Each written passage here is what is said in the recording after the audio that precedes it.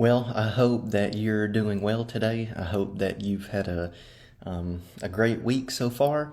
I know that things are a little bit different tonight for all of us because of the threat of severe weather, but we're thankful for the internet. We're thankful that we can record videos so that we are still able to have Bible study, even if we're not able to meet together in person.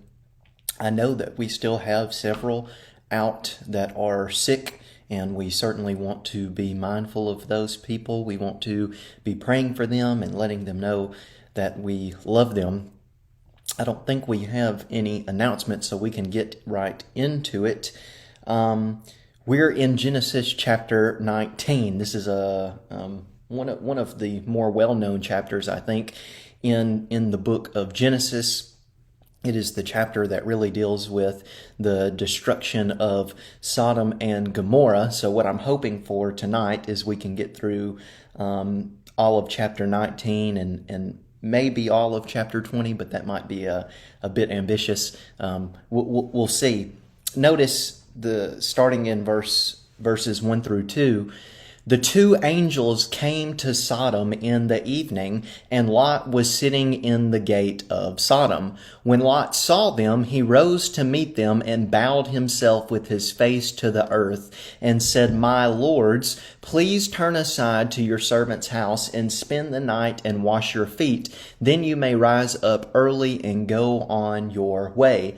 They said, "No, we will spend the night in the town square." So notice that two of the three messengers that had visited Abraham in the previous chapter have now gone on to Sodom, where we know Lot is currently dwelling. Notice that when Abraham gave Lot his pick of the land, Lot chose to go east toward the Jordan Valley, and he inched his tent closer and closer to the city of Sodom. He kept moving east. That is to say, he didn't initially settle in Sodom. This is the progression that Lot has made. City life seems to have been very attractive to Lot, and it seems that this happened, at least from what we can tell in the text from reading, that this happened after he and Abraham and Sarai visited Egypt. It seems that he sort of liked what he saw in Egypt and wanted to be somewhere sort of like it. But nevertheless, notice that these two messengers that now have traveled to Sodom, they meet Lot right at the gate of the city. Now, it was obviously ordinary for one of the gates of the city to act as the primary point of entrance. But that's not usually what's significant about the gate of the city. Inside the gate of the city, at least the one that was the primary point of entrance, there was a open area that acted sort of like the hub of city life. You could come and you could buy and sell things. You could seek wisdom from the elders. You could have your case. Perhaps you had a case that you needed to bring before the elders and you needed them to give justice. We're thinking more right now as when I bring up elders, we're thinking about what it would have been like for the children of Israel. We might be thinking about the book of Job, maybe, to have the elders at the gate of the city. This was customary, and it takes place obviously in the city of Sodom. But notice that Lot shows hospitality to these two strangers. Now, this was definitely out of the ordinary, right? And it's definitely an action that is going to be noticed by the residents of Sodom, and it's going to make them upset, so much so that they're going to seek to embarrass Lot. If you are a foreigner, Lot is not, even though Lot desires to be a citizen of Sodom, that doesn't make him a citizen of Sodom, right? Here's Lot, a foreigner that really desires to be a part of the city, but is not being accepted by the people, offering hospitality to strangers when he himself is a stranger's. Residents were supposed to be the ones that offered hospitality. Now, perhaps Lot is offering hospitality because he gave the residents an opportunity to show their hospitality, and they refused to show it to the strangers. So he kind of like took up the slack, right? Well, we're not sure. Either way, Lot tells them to dwell with him. But notice what the messenger said. No, we're going to spend the night in the town square. Now, this would have been a large open area near the gate of the city where foreigners and strangers would have been allowed to sleep. But usually foreigners and strangers didn't sleep there. They would wait there, and they would sort of pace back and forth in the city square until a resident noticed them and saw that they didn't have anywhere to sleep that night and invited them to come and stay with them. Why do they choose to stay at the city square instead of just taking Lot up on his offer in the first place? Well, perhaps they were waiting for some of the residents to show them hospitality. We know from how the story shakes out that they seem to have a very rough time fostering an attitude that's hospitable toward their guests. But perhaps really they wanted to see just how perverse the people of Sodom had become. If they would have just sat in the town square for the night, they would have been up close to the people's wickedness. But Lot sort of forces them, right? But he pressed them strongly, verse 3 says. So they turned aside to him and entered his house. And he made them a feast and baked unleavened bread, and they ate. Verses 4 through 5. But before they lay down, the men of the city, the men of Sodom, both young and old, all the people to the last, surrounded the house. And they called to Lot, "Where are the men who came to you tonight? Bring them out to us that we may know them." So Lot all but forces the messengers to stay at his house. Perhaps he does that because he knows just how bad the people of Sodom actually are. And what does that say about Lot wanting to become a citizen of that city?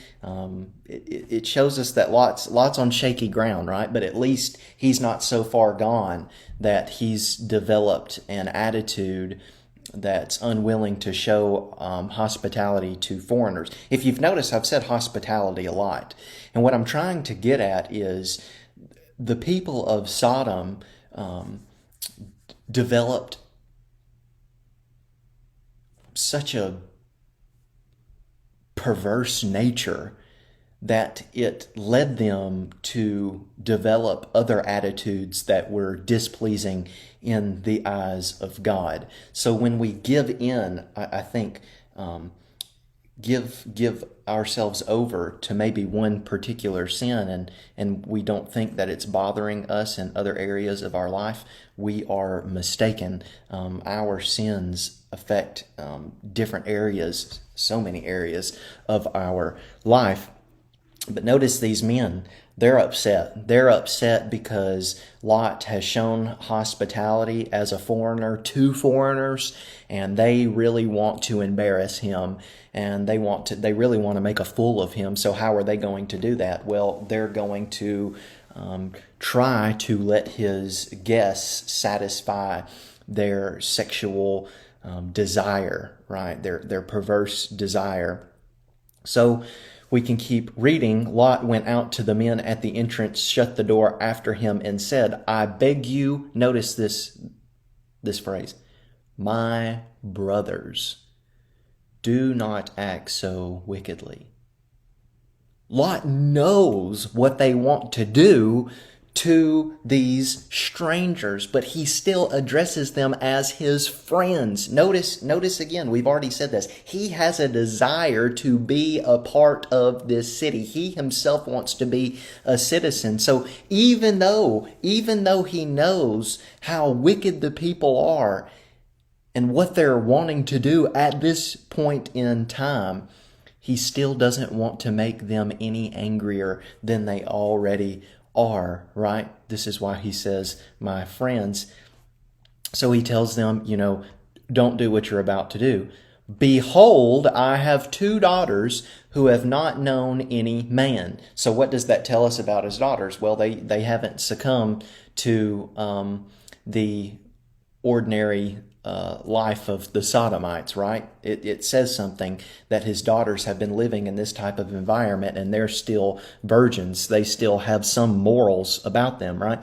Behold, I have 2 daughters who have not known any man. Let me bring them out to you and do to them as you please.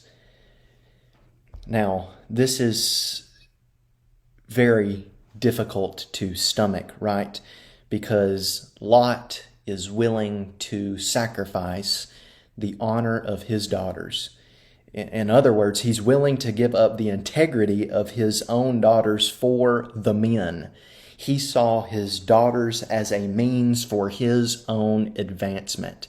Again, he doesn't want to make them any more upset than they already are. He's addressed them as my friends. He knows that they want to satisfy their wicked and perverse desires, so he offers them his own daughters. Just do with them as you wish, and maybe I can quiet, maybe Lot's thinking I can quiet the crowd this way. I can sort of relieve the situation.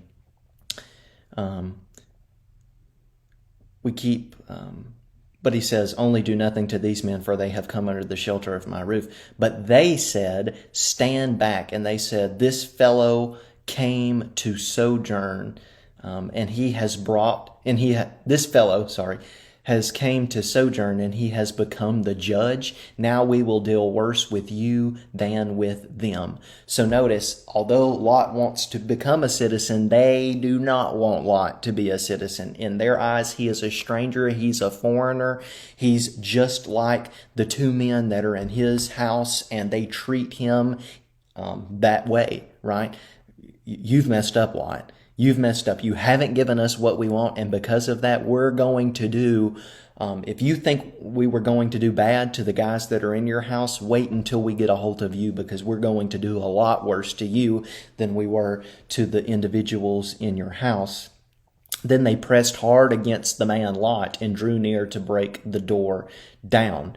I mean, notice this is all the men of the city, right? They've all compromised their values. They all know what they're doing. They're all in agreement with what they're going to do. Now, let's just stop for a second. Number one, they have a problem with homosexuality, right? Yes. But number two, they're unwilling to take care of the foreigners and the strangers. This is something that is totally contrary to the nature of God. God always takes care of the oppressed. He is always kind and compassionate to the one that is the sojourner, to the stranger of the land. And he even encourages his own people to take care of foreigners and strangers. So these individuals in the city of Sodom, not only are they unwilling to take care of them, they want to do them harm.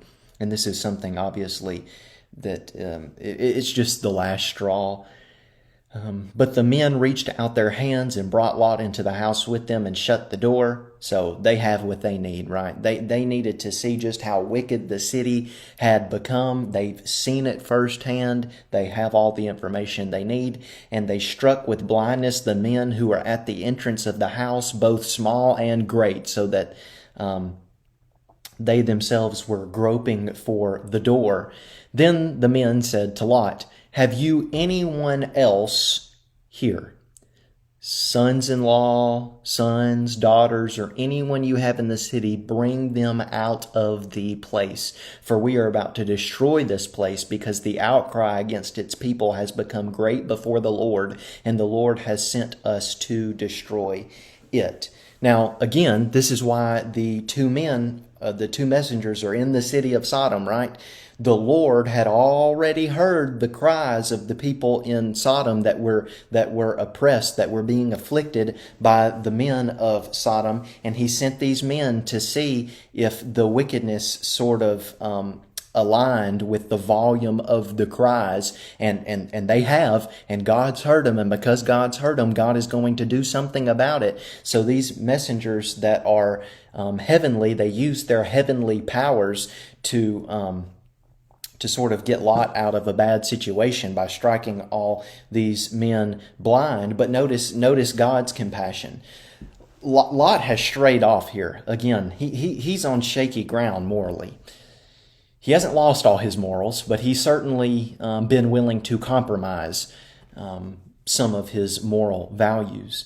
But it's because of how God viewed Abraham that he is kind and compassionate to Lot. Not only is he willing to let Lot out of the city before he destroys it, but he's willing to let his sons-in-laws out. He's willing to let his daughters out. He's willing to let his sons out. He's willing to get Lot's family out before he destroys it. But notice what it says about his sons-in-law. So Lot went out and said to his sons-in-law, who were to marry his daughters, "Up, get out of this place, for the Lord is about to destroy the city." But he seemed to his sons-in-law to be jesting. That's just Lot. We can't take Lot seriously. He's not a serious guy. He's just a whiner. No wonder the people of Sodom don't like him, right? We can see how they've given themselves over and developed an attitude that's become displeasing to the Lord also.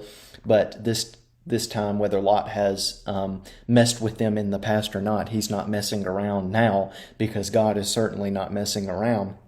As morning dawned, the angels urged Lot, saying, "Up, take your wife and your 2 daughters who are here, lest you be swept away in the punishment of the city." But he lingered. Notice Lot doesn't want to leave. He likes the city life. This is the place that he has wanted to be. He doesn't want to hear that the Lord is about to destroy it, but he knows God, and he knows that God's not bluffing, right, when God says he's going to destroy the city.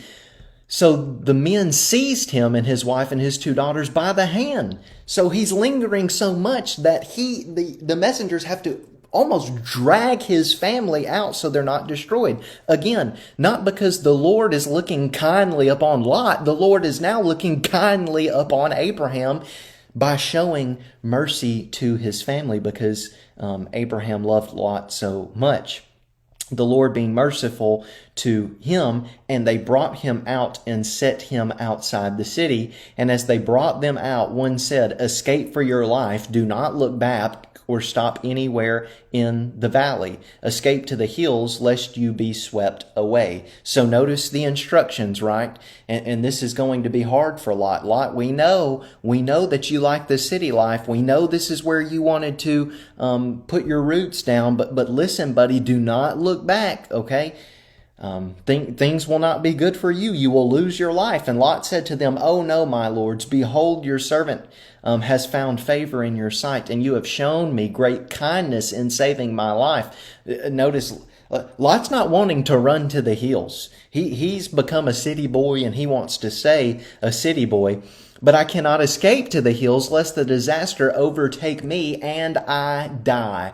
Behold, this city is near enough to flee to, and it is a little one. Let me escape there. It is it not a little one? And my life will be saved." I can't go to the hills, Lot says. Let me keep going east, okay? I don't want to go back west where Abraham's at. That would have been the smart thing to do, right? No, let me go to this little city. Now, what's the implication there? He says little city for a reason. If the city's little, Lot's thinking to himself, well, surely that city can't be as wicked as Sodom, right? Because it's smaller. And surely if a city is smaller in its population, then they can't be as wicked.